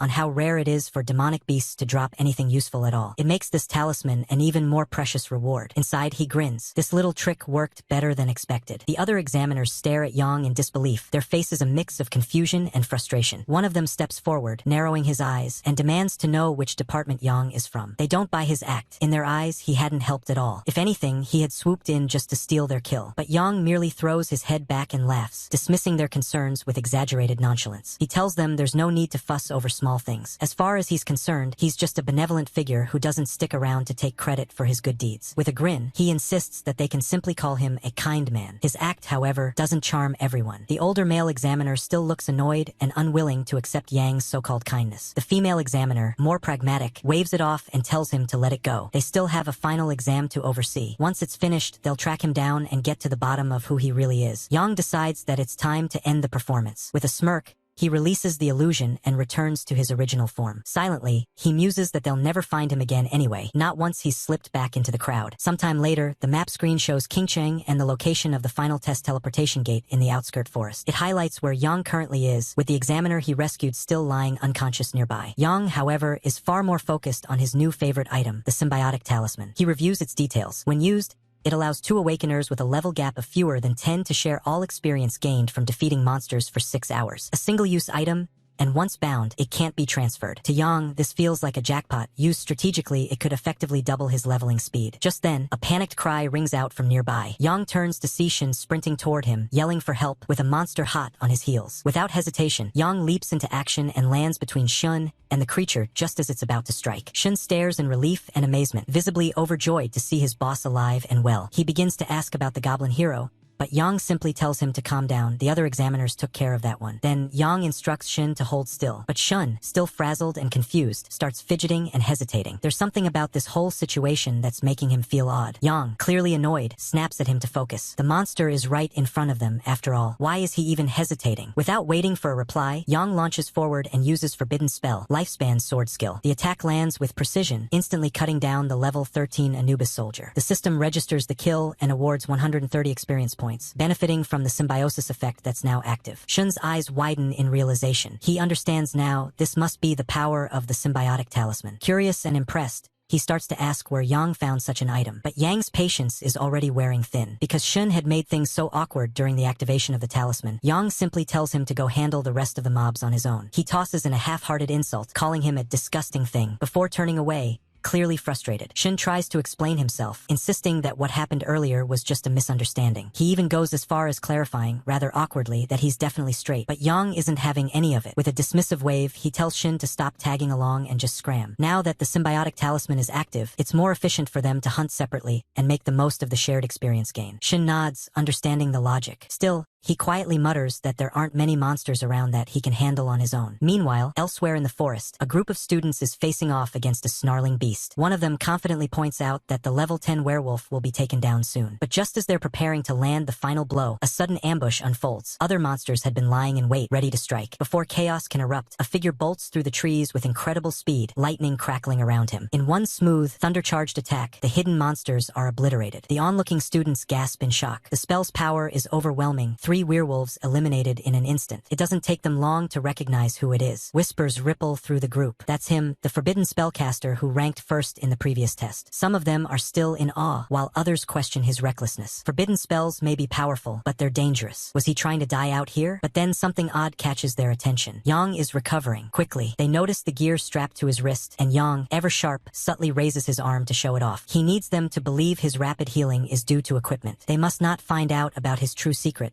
his immortal body. Suddenly, the atmosphere shifts again as an enormous shadow looms over the group. A level 20 minotaur emerges from the trees, sending a wave of panic through the students. One boy yells for everyone to run, his voice trembling as he cries out for help. The others don't hesitate. They scatter in fear, knowing full well that level 20 beasts are a different league entirely, more than enough to wipe them out in a single strike. But Yang remains rooted to the spot. His eyes gleam with anticipation. This was exactly what he'd been hoping for. More beasts to wipe out, more experience to claim. As the others flee, he's glad to have the monsters all to himself. With a series of swift, devastating slashes and another burst of powerful sword energy, he cuts through the monsters like they're nothing. Standing nearby, Shin watches in stunned disbelief. He starts laughing hysterically, unable to contain his excitement. In his eyes, His boss is nothing short of a monster himself, unstoppable, unrivaled, and completely insane in the best way. Shun marvels at the sheer amount of experience he's gaining without even lifting a finger. Elsewhere, in the control tower above the forest, old Gao and a group of teachers are monitoring the test through surveillance screens. Gao lets out a long sigh. If only this child hadn't chosen the path of a forbidden spellcaster. He thinks Qingqing might have nurtured another dragon. One of the other instructors chimes in, pointing out the obvious. Almost every monster in the test zone has been wiped out by a single student. Thanks to Yang's earlier rampage through the forest, the number of test takers who were unable to reach the final stage due to monster attacks had dropped significantly this year. The path ahead was unusually clear, and soon enough, more students began to emerge from the woods, visibly relieved. Some of them were chuckling among themselves, feeling clever about their strategy. By deliberately hanging back and moving slowly, they had managed to avoid most of the danger. Now that the monsters had been taken care of, the route to the teleportation gate was practically a walk in the park. They began to rush forward, eager to secure their spot in the final test. Still, one of them raised a cautionary note, reminding the others that getting hurt now would be foolish. The real challenge, the final examination, was just beyond the teleportation gate, and entering it while injured would only make things harder. Meanwhile, Yang stood silently near the base of the stairs that led to the teleportation platform. His thoughts drifted to the fact that every single monster in the area had been dealt with, and his own level had climbed up to 18. But he also knew well, progress wouldn't come so easily from now on. The higher one's level, the more experience was needed to rise further. Satisfied with his gains, he turned his gaze toward the glowing portal. The time had come. He stepped forward and entered the teleportation gate. In a flash of light, Yang and the other students were transported to a strange, unfamiliar space. This was the final examination zone. As soon as Yang stepped into the final examination zone, he took a moment to observe his surroundings. The place was already crowded with test takers who had managed to reach this far. It looked like a large number of them had survived the earlier rounds, though Yang knew most wouldn't make it much further. Shane soon caught up, waving enthusiastically as he called out to his boss. Overflowing with admiration, he once again praised his decision to follow Yang, declaring that he must have chosen the right person. To him, Yang was simply amazing. Yang, however, was having none of it. He raised a hand and kept Shane at arm's length, telling him firmly to keep some distance. With so many people around, the last thing he needed was anyone getting the wrong impression. Shane tried to change the topic, mentioning with excitement that he had already reached level 15. Yang, still not amused,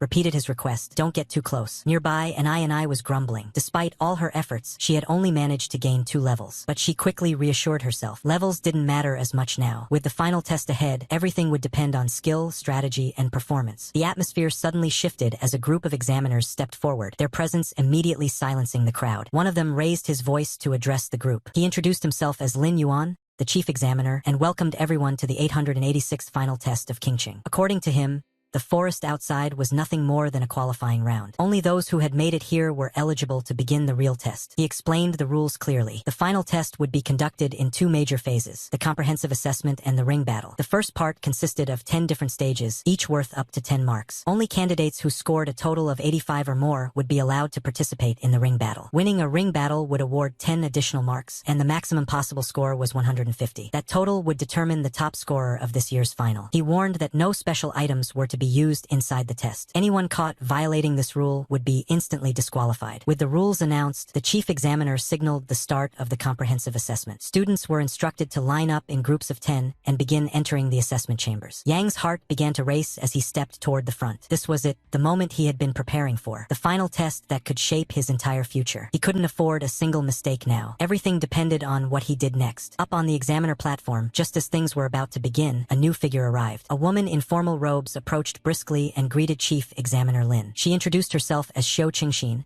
the supervisor from the Supreme Academy, apologizing for arriving late. Her presence didn't go unnoticed. Even among the examiners, she commanded a different kind of respect. Supervisor Xiao Qingxin arrives just as the tests are underway. She casually mentions to Chief Examiner Lin Yuan that she's sorry for being late, but he reassures her there's no need to apologize.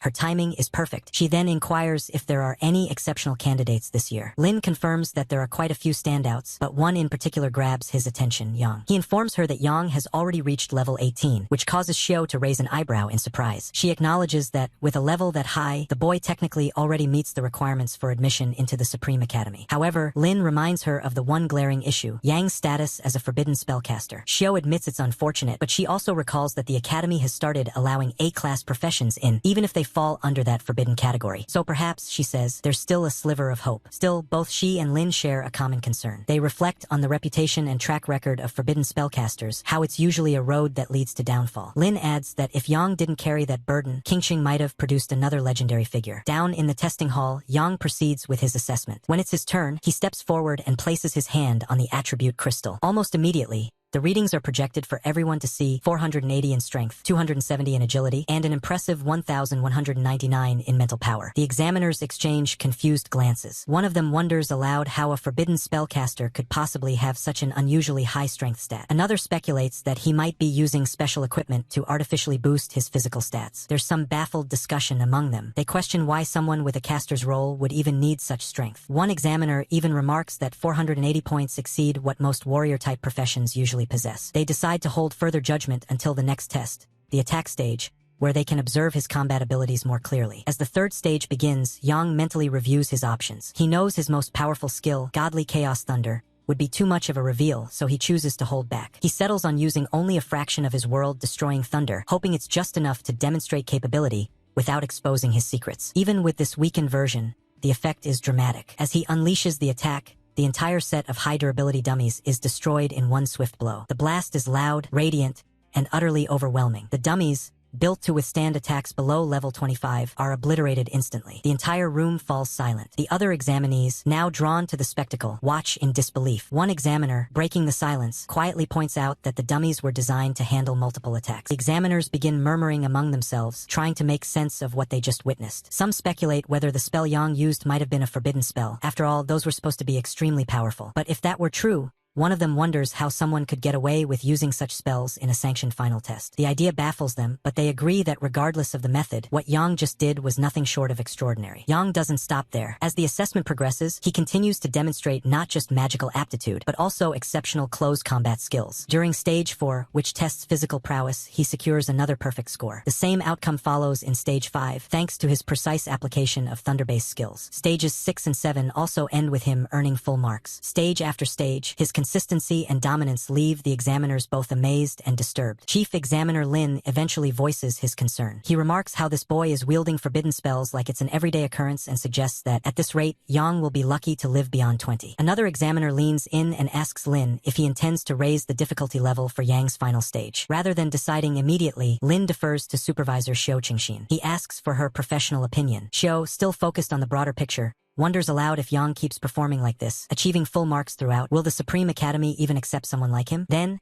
after a brief pause, she apologizes to Lin. She says that from her standpoint, other candidates, like Luo Zuanwang, Zhanglin Zhu Guanai, and Xiling Yu, are far more suitable for the academy. In her view, investing in a forbidden spellcaster is too risky. Their power, she explains, comes at the cost of their own lifespan. Supporting such a student would be nothing more than a waste of the academy's resources. Lin quietly accepts her assessment, though he can't help but sigh in disappointment. He mutters that all of this, Yang's remarkable performance, still feels like a terrible waste. Later, the final scores are posted, and the students gather in anticipation. Shen hurries up to Yang and excitedly tells him that he scored 96 marks and is ready for what comes next. But Yang, a bit puzzled, wonders aloud why Shen didn't get a full score. Shen immediately becomes evasive, nervously brushing it off and explaining that he lost marks during the actual combat evaluation and doesn't want to go into the details. Nearby, other students exchange comments about their own scores. One laments that he only got 55 marks and has no idea what to do next. Another mentions that he scored 85, which should be enough to get him into a decent university. Then Chief Examiner Lin steps forward and begins announcing the top rankings. First place, unsurprisingly, goes to Yang with a perfect 100. In second place is Zhu Jini, also with 100 marks. Third place is Luo Jun with 98, and the list continues on. Once the rankings are read out, Lin addresses the crowd, telling all candidates with scores below 85 to leave the area under the examiner's supervision. Those who scored 85 or above, he says, may also choose to leave, but doing so will be taken as forfeiting the ring battle. At that point, Nini raises her hand and asks the examiner whether she can voice an objection about the results. Nini, clearly agitated, raises her concern and asks why she has been placed second even though both she and Yang received full marks. The fact that she's behind someone like Yang, whom she openly despises, is something she simply cannot accept. Her frustration spills out and she questions the fairness of it all. Around her, murmurs begin to spread through the crowd of students. They, too, start questioning the results, pointing out that if the scores were equal, both students should logically share first place. Some voices,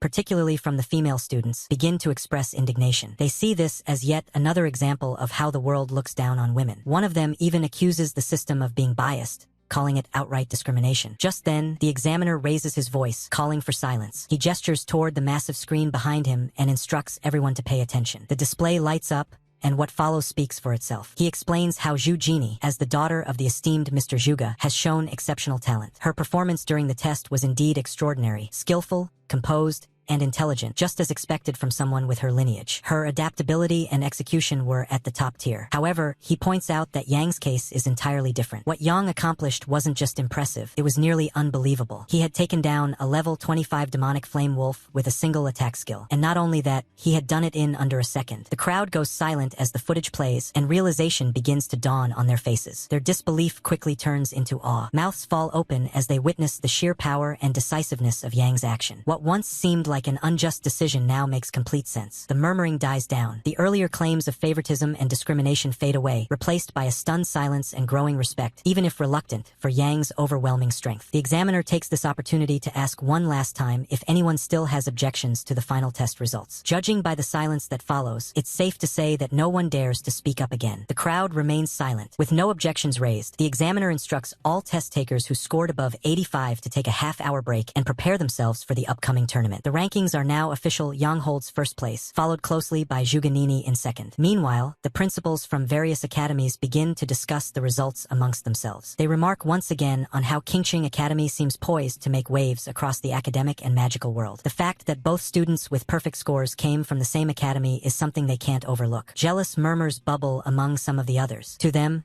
Yang's continued success seems almost suspiciously fortunate. Principal Gao, however, is clearly basking in pride. He boasts not only about Yang and Nini, but also reminds the others that the fourth-place student is from his academy as well. His loud, hearty laughter echoes through the stands. But another principal cautions him to temper his excitement, at least for now. The real test is about to begin, the tournament, and anything can happen in live combat. Gao responds with some confidence, speculating on how their competitors might handle a level 18 forbidden spellcaster like Luo Jun. But the other principals aren't so easily discouraged. They still believe their students stand a chance. The nature of real battle is unpredictable, and upsets are always a possibility. Half an hour later, the mood in the arena shifts again as the tournament begins. As students pass by one another, a subtle but intense tension lingers in the air. Nini crosses paths with Yang. Her gaze is sharp, her posture confident. She lets him know, in no uncertain terms, that she has no intention of losing to him in the tournament. Yang, on the other hand, finds her attitude increasingly irritating. He's unable to make sense of what her issue with him really is. Soon after, an announcement blares through the arena. The tournament is about to commence. The rules are straightforward. Matches will be decided through a lottery draw. Each victory will grant the winner 10 additional points and advancement to the next round. The teacher in charge explains how the matchups will be determined. The sum of two participants' serial numbers must equal 104. The first match is announced.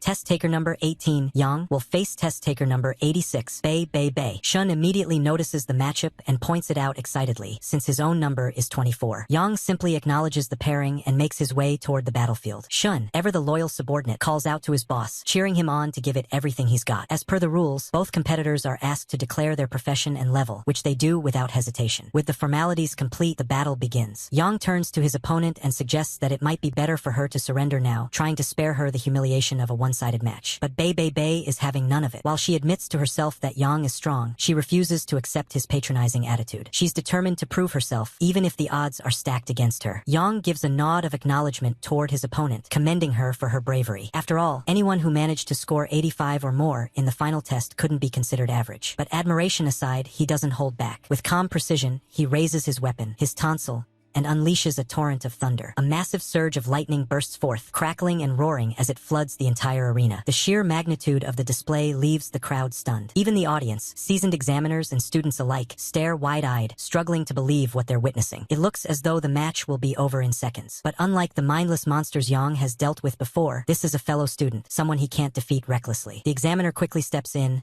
warning Yang that killing is strictly prohibited during the tournament, and doing so would lead to immediate disqualification. Yang responds without resistance. He clarifies that he has no intention of killing his opponent, but he also questions how else he's supposed to force a surrender if not through sheer overwhelming power. Turns out, he doesn't have to do much more. The moment she's engulfed by the thunderous energy, the girl collapses to her knees. Her face is pale, and tears begin to stream down her cheeks as she trembles uncontrollably. Fear has completely overtaken her. She admits defeat not through words, but through uncontrollable sobbing. The audience murmurs among themselves, shocked at the outcome. They joke and complain, calling Yang a brute for making such a beautiful girl cry. Many had always assumed that crying from fear was just a literary exaggeration, an overused metaphor. Now they see it for what it is, a devastatingly real reaction. Yang turns to the other students watching and advises them plainly to surrender if they ever end up matched against him. It's not a threat, more of a cold fact. With the match decided, the examiner declares test taker number 18, Yang, as the winner of the first round. 10 points are added to his score, but Yang doesn't look pleased. He finds the entire thing disappointing. With little satisfaction gained from such an easy victory, he strolls off to watch the other matches. Meanwhile, Kiranini faces her own opponent with unshaken confidence. She makes it clear she has no intention of losing, but her adversary is just as determined, refusing to back down without a fight. Elsewhere, Shin bursts into laughter mid-battle. He's never experienced such a clear power gap before, and the thrill of dominating his opponent purely through level advantage is new and intoxicating. As match after match concludes, the tournament progresses. Victors emerge from each battlefield, and soon, the second round officially begins. In one corner of the arena, a nervous test taker steps forward for his second match. He freezes when he sees who his opponent is, Yang. He can hardly believe his luck. Still, he tries to reassure himself. Maybe, just maybe, he can pull off a win. He introduces himself, Chang Chun, a cloud-stepping swordsman at level 11. Yang readies his sword with practiced ease. He glances at his opponent with a bit of curiosity. The man seems oddly confident despite his lower level. Perhaps he has a secret weapon, some hidden technique that could turn the tide. Yang decides to stay alert, but just as the match is about to begin, the unexpected happens. Chang Chun raises his hand and calmly announces his surrender. The match ends before it even starts. Yang wasn't expecting that outcome, not in the slightest. His expression turns to one of genuine surprise when his opponent backs out without even lifting a weapon. After all, the same person had just confidently claimed that he would win. That kind of certainty doesn't usually end in immediate surrender. But the opposing student simply shrugs it off, explaining that revenge doesn't have an expiration date. He assures Yang they'll meet again, somewhere down the line, when the tables might turn. Even the examiner appears momentarily puzzled by the abrupt end. Still, doing her job, she announces the result without delay. Test taker number 18, Yang, is once again the winner, with 10 more points added to his total. In the audience, murmurs rise among the students. Many of them comment on how absurdly easy this victory was. Yang hadn't even made a move. The fight never even started. Some shake their heads, finding it all a little ridiculous. But others argue that it's entirely expected. No one in their right mind would willingly go head-to-head with a forbidden spellcaster who burns through his own lifespan to cast devastating magic. It's not cowardice, it's self-preservation. Then comes the third round. Another challenger takes one look at the matchup and practically sighs in defeat. He curses his own misfortune under his breath, wondering what cruel fate decided to pair him against this walking disaster of a prodigy. Left with no real choice, he too raises his hand and surrenders. Another match ends without a clash. Another 10 points land in Yang's pocket. Even Yang is starting to get annoyed. His victories keep piling up, but the satisfaction is missing. He doesn't want to win by default. He wants to fight. But it seems that his reputation has spread so far and wide that his opponents have already made up their minds before stepping into the arena. With no battles, no resistance, and no challenge, Yang can only clench his jaw in quiet frustration. Yang leans back, arms crossed, as he reflects on the rounds ahead. He knows that if he wants to reach the finals and secure victory, he'll need to start relying more on his forbidden magic. At this point, it's the only way he'll get a proper challenge. Meanwhile, the other test takers gather in groups, whispering among themselves. They're all equally baffled. This guy, Yang, has only used one forbidden spell, and yet he's cruised through 3 rounds in a row. Some of them begin to wonder if the final test is even as hard as they thought. Another participant scoffs at the idea. He questions whether people really believe Yang is just lucking his way through. "You think full marks come from doing nothing?" he mutters, half irritated, half amazed. He and the others decide to shift their attention elsewhere, hoping to see a real battle between other test takers. That's when the match between Wang, wielding an iris sword at level 13, and Luo, a dragon shadow spear user at level 14, kicks off. Wang taunts his opponent, predicting that Luo's about to drop into the loser bracket. But Luo doesn't let it slide. He coldly replies that Wang doesn't even qualify to send him there. Even the spectators can sense the intensity. They glance back and forth, trying to keep track of what's happening. But Wang's speed is too much. His movements are a blur. Most of them admit that if they had to face either one of these two, they'd be taken down in seconds. Even some of the job changers among them start doubting their abilities. One of them quietly admits that the gap between him and the ones in that arena is just too wide. The examiners observe as well. The chief examiner turns to Principal Xiu, asking for her thoughts on who will win this match. Without hesitation, Xiu places her bet on Luo Jun. She seems confident in her judgment, and she's proven right soon enough. Luo unleashes his technique, Shadow Cloud Pierce. The spear tears through the air, forming a devastating strike. Wang attempts to defend, but his sword shatters under the pressure. The outcome is clear. Back on the sidelines, Yang sits with a bored expression as his 5th round match is skipped entirely. Again, no one wants to face him, and the repetition is starting to wear him down. There's no excitement in one-sided victories. But then his gaze shifts to another match, Shun versus Juga and I. Finally, something that might hold his interest. On the field, Nini looks at Shun standing before her and frowns. She doesn't get it. Why would someone like him follow Yang? After thinking it over, she finally asks what Yang gave him to make him so loyal. Shun doesn't flinch. He simply tells her that Yang is his boss. According to him, one day when she truly understands who Yang is, she'll regret underestimating him. Nini grits her teeth, clearly annoyed by his stubborn loyalty. She has no interest in hearing more of it. With that, she launches into her attack, casting Phoenix Flame Explosion. Huge waves of fire race toward Shun in a brilliant, roaring burst. Shun instantly realizes the danger. The flames are fast, too fast. Her fire spells are cast instantly. Still, with a well-timed leap, he narrowly avoids the incoming wave. But he's far from safe. He knows he's at a disadvantage. He specializes in close-range combat, while Nini excels at long-range spells. It won't be easy to even get close to her, let alone land a hit. Nini prepares for another assault. She doesn't want to finish the match quickly. She wants to see how long he can keep dodging. The barrage continues, and Shun braces himself, trying to figure out how to close the distance before he's overwhelmed. The battle between Shun and Nini continues to escalate as a fiery tornado rises high into the air, spiraling toward Shun. With no way to dodge the raging flames, Shun makes a split-second decision. Instead of retreating, he draws on his remaining strength and unleashes his sword skill. Slash. His blade cuts through the tornado of fire in one swift, desperate strike. The flames part violently, and he lands on the ground, panting from the effort. Above, Nini hovers in the air, watching him with a sharp gaze. Shun, though clearly exhausted, declares that he's still ready to fight. Nini, unimpressed and slightly irritated, calls him an idiot and advises him once more to surrender. The air around her flares with red flames, rising with a thunderous surge as she prepares to attack again. Shun responds firmly, warning that those who underestimate him will suffer the consequences. But Nini sees only foolish pride in his words and dismisses it as overconfidence. Watching from the sidelines, Yang's brows furrow. He starts to get uneasy, especially seeing Shun in such a desperate situation. Among the observing teachers, Xiao calmly remarks that Shun is going to lose. The chief examiner, alarmed by how far Shun is pushing himself, turns to the other examiners and urgently tells them to prepare to intervene and rescue him. The flames rise higher, roaring around Shun, but even amidst the blazing inferno, he doesn't back down. He remains standing, sword in hand, ready to push forward. This surprises Nini. She didn't expect him to last this long. Then, from within the burning flames, Shun emerges, singed and wounded, but resolute. He dashes forward and swings his sword at her, aiming deliberately. The blade cuts through the air and narrowly misses her face, grazing her hair instead. Nini gasps in shock. Shun doesn't apologize. He tells her this is a warning not to provoke his boss. She may challenge him, insult him, or fight him, but disrespecting Yang is where he draws the line. Moments later, Shun collapses to the ground. Yang immediately leaps from the stands and rushes to his side, shouting his name. The examiners call for the medics, who come running with equipment in hand. Before they can reach Shun, Yang kneels beside him, trying to use healing magic. His hands glow as he attempts to stabilize him, calling out for Shun to hold on. He places the yin-yang bangle over Shun's chest to protect his heart